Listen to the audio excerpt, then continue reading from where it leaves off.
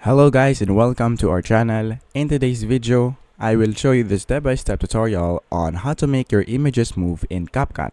So by the end of this video, you will learn how to do them. So without further ado, let's get into it. So the first thing that we need to do is to open our CapCut app right here or software. And once we open that, all we have to do is to click this import and add the photo that you want to move. But for this instance, I will just use the pictures from the library.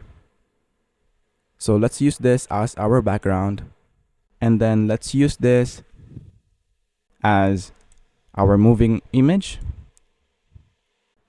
and then let's put it in the overlay section.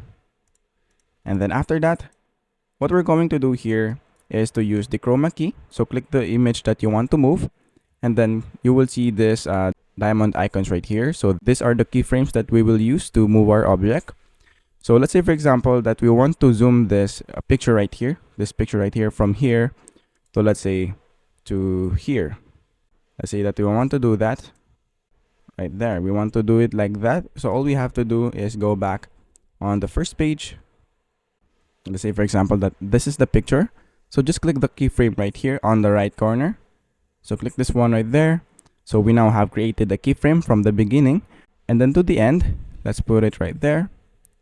And then let's edit it how we want it to. So since we wanted to zoom the video on this glass, so let's say, for example, this one right there.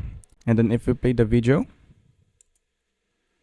as you can see, we now have created a moving image in CapCut. So that is basically it for this video.